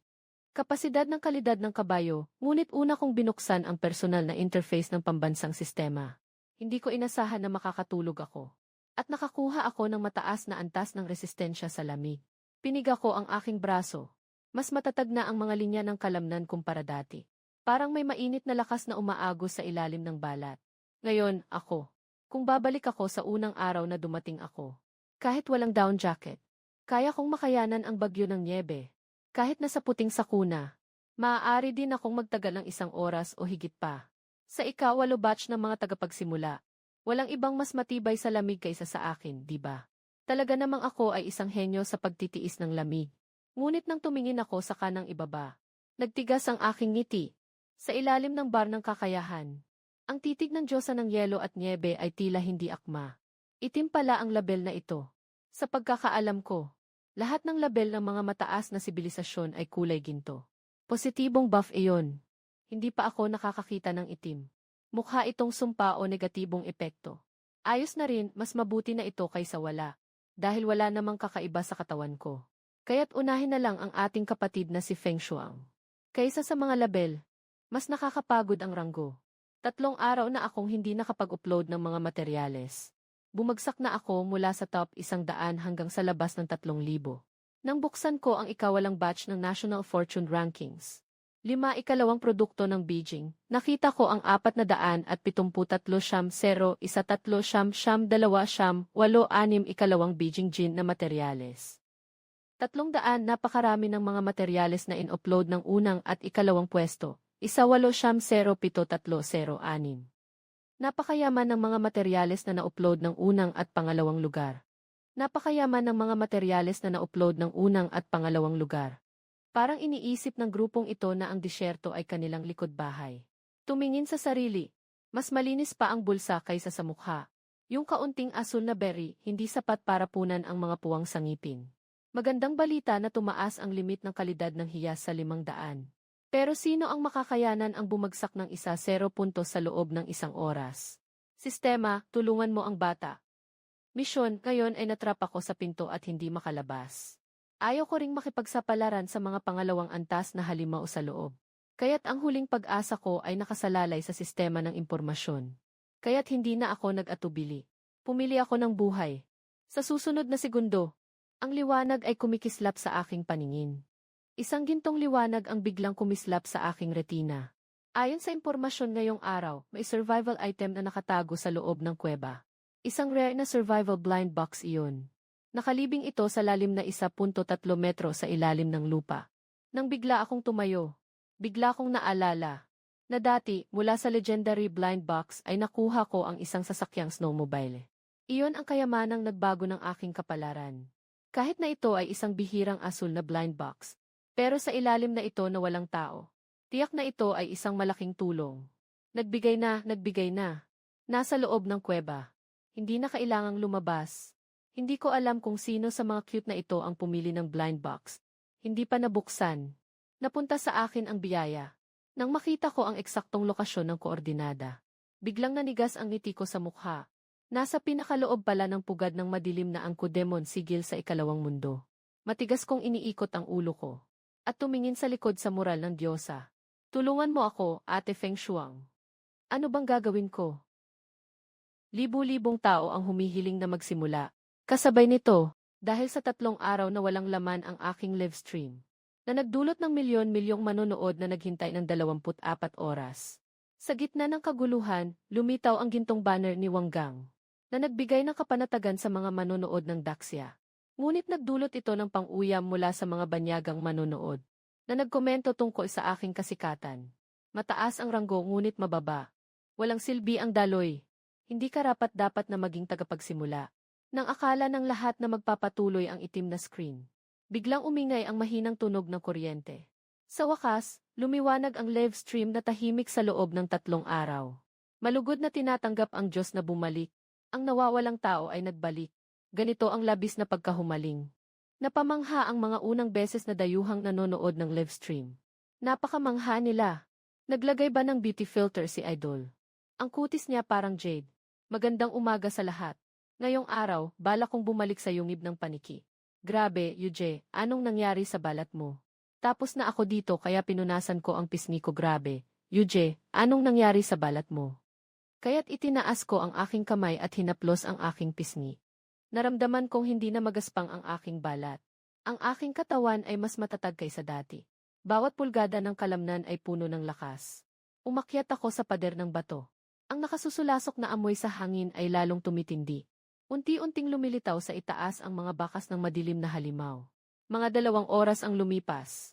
Sumilip sa aking paningin ang pugad ng 2nd level Dark Wither Demon Rune. Huminto ako sa bungad ng kuweba. Nagtago ako ng pag-aalala sa aking puso.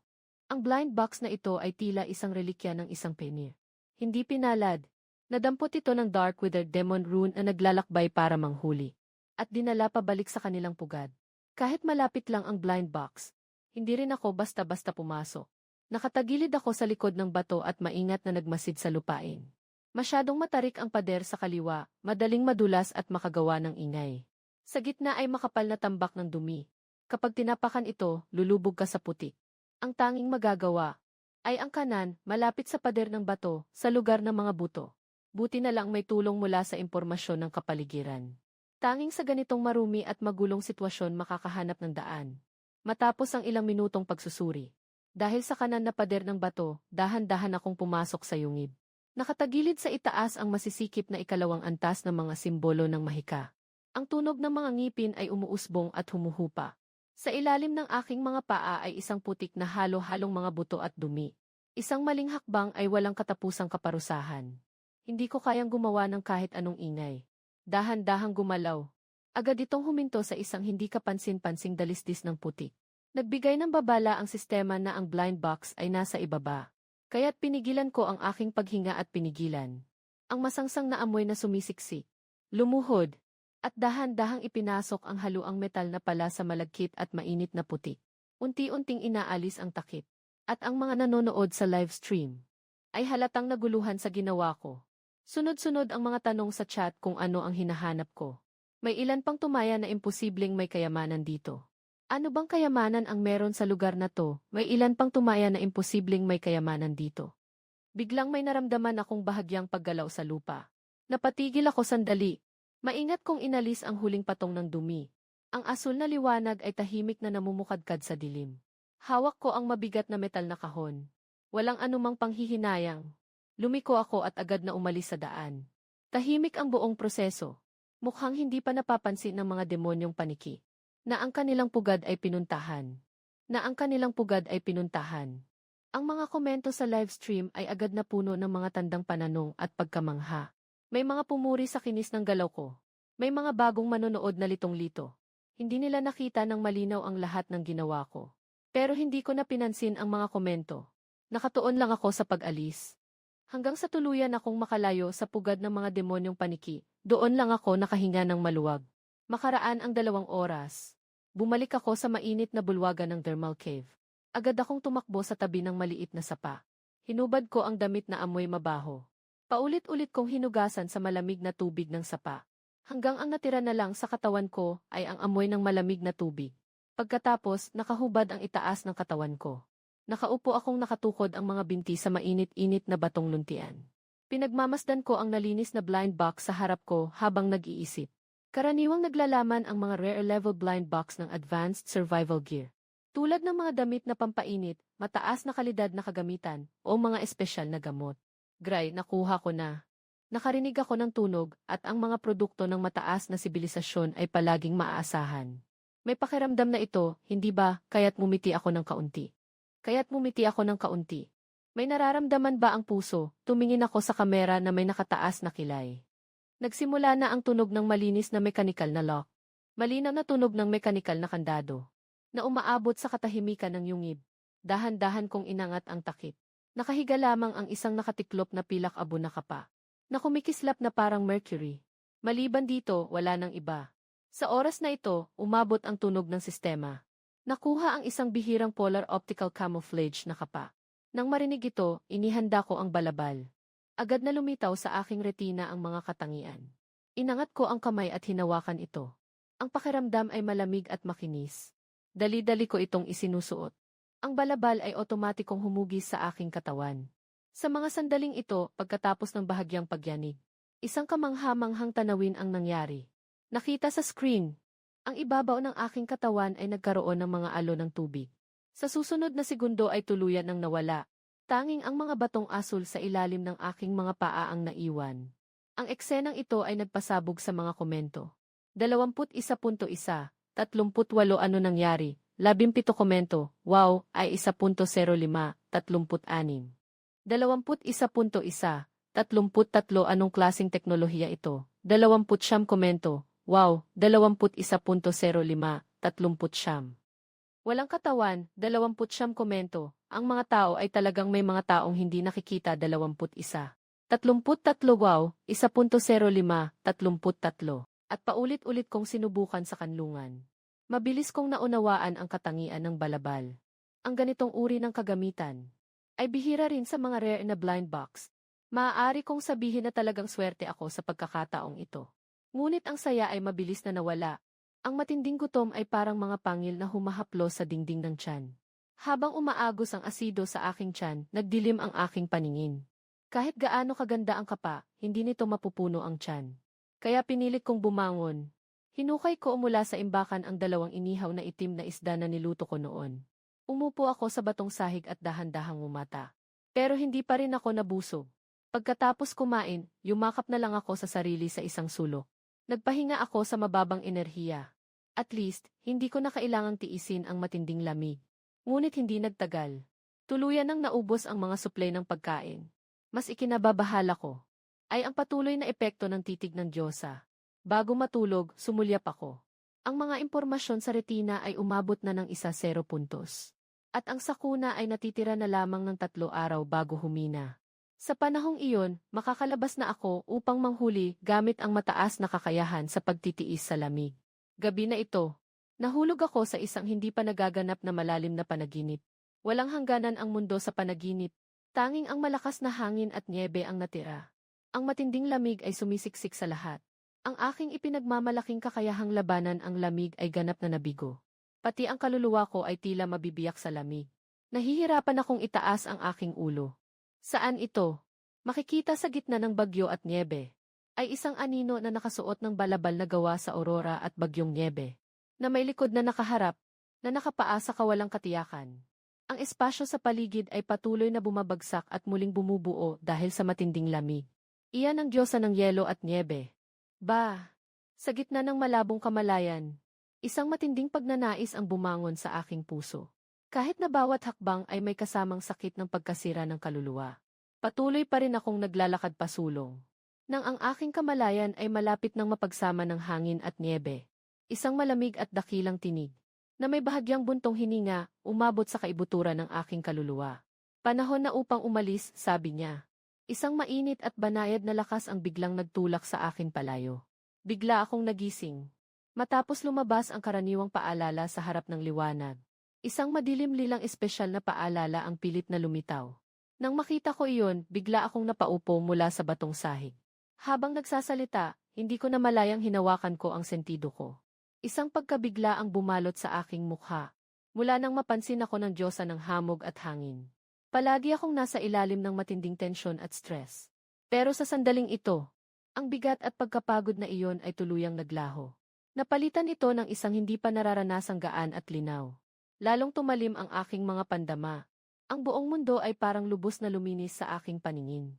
Matapos buksan ang bihirang antas ng tingin ng Diyos. Ang galaw ng mga bagay sa paligid ay parang bumagal ng 70% sa iyong mga mata. At sa sandaling ito, kaya mong makita ang kahinaan at hangganan ng mga nilalang. Tinitingnan ko ang panel. Grabe, hindi ba ito yung tinatawag na bullet time? Biglang bumilis ang paghinga ko. Bilang isang tagapagbukas ng landas, alam ko kung gaano kahalaga ang kakayahang ito. Kaya tumayo ako. Huminga ako ng malalim. Agad na nakatuon ang aking tingin sa tuktok ng yungib. Sa mga patak ng tubig na nag-uumpisang magtipon. Sa sandaling ang patak ng tubig ay nakawala sa pagkakabuhol ng bato. At nagsimulang bumagsak. Ako'y humihikbi ng mahina. Biglang nagbago ang paligid. Parang pinindot ang pause button. Maging malinaw kong nakita ang refleksyon ng aking silweta sa ibabaw ng patak ng tubig. At ang patak ng tubig sa hangin. Na nagbabago ng bahagya dahil sa grabidad. Dahan-dahan kong iniunat ang kamay. Dalawang daliri ang eksaktong nagkahiwalay sa hangin. Agad na bumalik sa normal ang daloy ng oras. Ngunit sa madaling panahon, nalaman ko rin ang halaga at limitasyon ng kakayahang ito. Una, pinapabilis lang nito ang bilis ng pag-iisip ko. Kung gusto kong talagang baguhin ang kapalaran, kailangan ko pa ring umasa na patuloy na lumakas ang katawan ko. Pangalawa, mga 2 segundo lang ang tinatagal nito. At sobrang bilis nitong ubusin ang busog ko. Yung busog ko na halos 100 puntos, biglang nawala lahat. Salamat, Ate Feng Shuang. Pagkatapos kong kumalma, pinalitan ko ang sistema ng impormasyon. Nang lumingon ako, muntik na akong mapatalon. Nakapag-ipon ng 13 puntos ng impormasyon. Ang antas ng I na panganib ay bumaba sa antas Y. Bumalik na ang visibility. Nang makita ko ito, nagulat ako. Agad akong tumingin sa oras. Doon ko lang napagtanto na natulog ako ng 3 buong araw. Dito ko lang naisip na ang panaginip na iyon ay hindi lang tungkol sa pagkabasag ng puso, kundi isa ring mahabang proseso ng pagbuo ng kakayahan. Ang pagbawas ng puting sakuna ay tiyak na napakagandang balita. Sa kasalukuyan kong mataas na kakayahan sa pagtitiis sa lamig. Sapat na ito para makapaghunting ng matagal sa labas. At saka, mabagal ang pagkaubos ng aking kasiyahan habang natutulog. Kung hindi, baka hindi ko na ito naabot hanggang ngayon. Sinala ko ang personal na panel. Siyempre, sinala ko ang personal na panel. Ang mga datos ay malinaw. Siyempre, ang mga datos ay malinaw. Siyempre, ang mga datos ay malinaw. Talagang napakalaki ng presyo para sa paglalakas. Talagang napakalaki ng presyo para sa paglalakas. Sa pagkakataong ito, muling bumalik ang matinding pakiramdam ng gutom. Kailangan kong magdagdag ng maraming pagkain. Tingnan muna ang sitwasyon sa labas. Mabilis akong naglakad patungo sa nagielong butas. Sa likod ng makapal na yelo, malinaw kong naramdaman ang tunog ng hangin sa labas. Mas mahina na ito kumpara sa dati. Panahon na para lumabas. Nilasap ko ang aking tuyong labi. Ang aking tingin ay agad na naging matalim tulad ng kutsilyo. Kunin ang haluang metal na pala. Hinampas ito sa yelo na nakasara ng mahigit 10 araw. Ang malinaw na tunog ng pagkabangga ay umuulit sa loob ng yungib. Ang mga piraso ng yelo ay sumabog na parang ulan. At ang aking live stream na tahimik sa loob ng 3 araw ay muling nagliwanag. Ngunit para sa mabilis na nagbabagong mundo ng live streaming sa disyerto, ang 3 araw na katahimikan ay tila masyadong mahaba na. Bilang ng mga tao sa live stream. Nagsimula, kaya siya bilang ng mga tao sa live stream. Walang kaibigan, humihip ako ng isang punto, matagal nang bumaba mula sa rurok na milyon. Nagsimula, ikaw, siya matagal nang bumaba mula sa rurok na milyon. Mahigpit na siya, kami ay okay, ako ay tapos na, bumagsak na sa kulang sa 50,000. Karamihan sa mga manonood ay iniisip na ako ay matagal nang namatay sa kuweba. Ito ang mga ngipin na lumalaki, ako, siya ay dumating kahit na hindi namatay sa gutom. Araw-araw na mga imahe ng pagtulog. Matagal nang naubos ang pasensya ng lahat.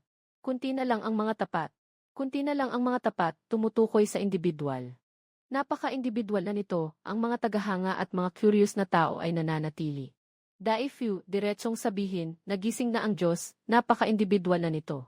Fabing, mga kaibigan, baka mas mabuting magsuot ng camouflage cloak at magnakaw ng paniki, napaka-individual na nito. Sinasabi mo bang nababaliw? Nababaliw na ang nasa itaas, iyon ay isang. Nababaliw na ang nasa itaas, napaka-individual na nito. Iyon ay isang grupo ng mga second tier na halimaw, nagagalit na mga individual. Iyon ay isang grupo ng mga second tier na halimaw. Dahan-dahan ang pag-ikot ng mga komento sa screen. Kahit ang mga matagal ng tagahanga. Karamihan ay tahimik at nag-aalala ngayon. Mukhang pagod na si Tianwang, sige na, 18, Daubaday, live na, 11. Mukhang pagod na si Tianwang, ito na ba ang bagong bersyon ni Zhang Yu, pang-8 na, live na. Ito na ba ang bagong bersyon ni Zhang Yu, Daubaoday? Bakit parang butot balat na siya, Daubaolay? Tama na, Daubaolay. Ang bansa ng mga ilaw ng parola, si John, ay halos pinapatay na ang kapatagan. Si Daubaoday, nagtayo na rin ng meaning base ang diyosa ng huling niebe. Si Daubaoday, nandito pa rin siya, nagmimina ng yelo. Si Daubaoday, mukhang naubusan na siya ng pagkain kaya siya napilitang lumabas at makipagsapalaran. Si Daubaoday, sa ganitong kapaligiran, siguradong mamatay siya sa labas. Si Daubaoday, ang ranggo ni Zhang Yu ay bumagsak na sa labas ng 5,000. 20, tuwid na pagsasanay sa katotohanan, talagang ibinabaon sa napakaraming madilim na avatar. 70, ang diretsong pagsasanay ay parang isang bituin na mabilis na naglaho. Maliwanag sa isang saglit tapos ay muling naging madilim. Pero sa oras na ito, hindi ko pinansin ang mga nanonood sa live stream. Sa halip, ginamit ko ang lahat ng lakas ko para hampasin ang aloy na pala. Sa makapal na yelo ng pinto, halos kalahating metro ang kapal. Narinig ang malungkot na ungol ng pinto na hindi na kaya ang bigat. Ang dami ng bitak ay kumalat na parang sapot ng gagamba. Kasunod nito, isang malakas na tunog. Isang bahagi ng pader ng yelo ang biglang gumuho. Ang matagal nang nawalang malamig na hangin ay may dalang niebe. Sumisigaw itong pumasok sa mainit na kuweba. Nakatayo ako sa bungad ng kuweba. Hindi na ako nanginginig tulad noong una akong pumasok. Agad gumana ang mataas kong resistensya sa lamig. Ngayon, bahagya ko na lang nararamdaman ang lamig. Parang simoy ng taglagas. Nakatayo sa hangin na may suot na manipis na damit. Ganap na nasa saklaw ng pagtanggap. Ang pinahina na sariling sakuna ay ganito lang. Pinipikit ko ang aking mga mata at tinitingnan ang madilim na mundo ng niebe at hangin. Hindi ako nagmadaling lumabas. Nagpasya akong mag-ingat muna. Kaya't pinili ko ang impormasyon tungkol sa krisis. Sa isang iglap, isang elektronikong ugong ang tumama sa aking isipan. Ang aking mga mata ay agad na puno ng mainit na kulay gintong agos ng datos. Ang madilim na niebe sa kapatagan ay nagkawatak-watak sa aking paningin. Ang dating tahimik at puting mundo ay naging isang makulay na web ng buhay. Ang mga linya ng web ay mga landas ng iba't ibang nilalang. Maaaring pulang-pula na parang dugo. O kaya ay mapait na berde na parang lason. Nagmamadali sa mga tanawin na tila walang hanggan. Ang mga impormasyon at mga yapak na natakpan ng niebe at hangin. Sa sandaling ito, lahat ay naibalik ng sistema.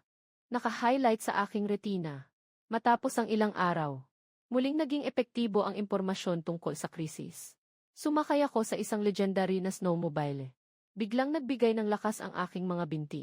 Ang mga truck ay nagpalipad ng makapal na niebe sa hangin. Ang puting sasakyan ay tila isang palasong kumawala. Binuwag ang mga hadlang ng kuweba. Tumungo sa malawak na niebeng kapatagan. Sa likod ko, ang hangin ay umuugong. Ang butas na binuo ko ay unti-unting kinakalawang ng hangin at niebe. Dahan-dahan itong nagyelo at muling nagsasara. Huminto ako sa likod ng burol na may makapal na nyebe, sa lugar na hindi tinatamaan ng hangin. Tumingala ako at sinipat ang retina. Isang maputlang dilaw na bakas ang maliwanag na nakatatak sa ibabaw ng nyebe. Isang antas ng tundra. Isang higanting kuneho ng nyebe ang bagong kumakain dito. Sa mga sandaling iyon, isang linya ng mga subtitle ang lumutang sa aking harapan. Hindi ako nagmadaling bumaba sa sasakyan. Una, pinikit ko ang aking mga mata at nagmasid ng kaunti.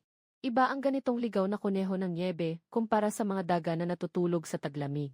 Napakalamig ng kaya ng snow rabbit. At napakatalas pa ng pandinig nito. Noon, kahit habulin ko ng bisikleta hanggang mapilayan ako, hindi ko pa rin mahahawakan kahit isang balahibo nito. Pero ngayon, ipapakita ko sa iyo kung ano ang tinatawag na ekipado. Dahan-dahan kong hinugot ang 2 bone dagger sa aking baywang. At hinigpitan pa ang suot kong polar optical camouflage cloak. Diretso akong sumubsob sa makapal na nyebe. Matapos ang bahagyang pagbaluktot ng liwanag, nakatago ako ng husto sa nyebe. Kung hindi mo tititigan, wala itong pinagkaiba sa paligid na nyebe. At sa screen ng live stream, ang nakikita ng mga manonood ay bigla na lang akong nawala. Grabe, nasaan na siya? Astig, ito pala ang epekto ng legendary na kagamitan. At that moment, unti-unti akong umuusad pasulong. Huminto ako sa target na posisyon. Pagkalipas ng ilang sandali, sa harap ko sa loob ng kalahating metro ng snow pit, lumabas ang 2 mahahabang tainga. Ngayon na, bigla akong sumulpot mula sa snow pile. Ang kutsilyo sa kamay ko ay tumama ng eksakto sa kanyang leg. Diretso siyang naitaga sa lupa ng nyebe. Hindi umabot ng 2 minuto. Mula sa pagkatago hanggang sa pagpatay. Parang agos ng tubig. Walang ibinigay na oras siksu para tumugon.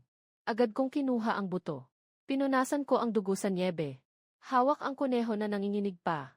Masaya kong pinampal ang balabal. Ang magagandang bagay ay dapat mapasakin. Kaya inilagay ko ang kamay ko sa katawan ni Xwetuo. Kumpirmahin ang pag-upload. May narinig akong bisisisi. Nag-pop up ang system prompt. Si Zhang Yu, tagapagpaunlad ng Daxia, ay nag-upload ng mga materyales. 3 buo at unang antas na dambuhalang snow rabbit. Nakakuha ang Daxia ng 30,000 snow rabbit na yaman. Pumunta ako sa 30,000 na mga snow hare. Ano ang konseptong ito? 30,000 na mga snow hare. Kailan kaya ito matatapos? Pumunta si Zhang Yu sa top 10 ang daily rankings. Ito ay isang permafrost tundra. Ito ba ang tunay na lakas? Binuksan ko ang National Fortune Rankings at tumingin. Kasalukuyan akong nasa ika-4,108 na pwesto sa kabuuang ranggo. Nakita ito, nagkunot ako ng noo. Nasa loob pa lang ako ng top 5,000. Akala ko makakapasok ako sa top 1,000 ngayon. Pero naiintindihan ko rin. Lahat ng nandito sa Wilds bilang mga tagapagsimula ay mga bihasa.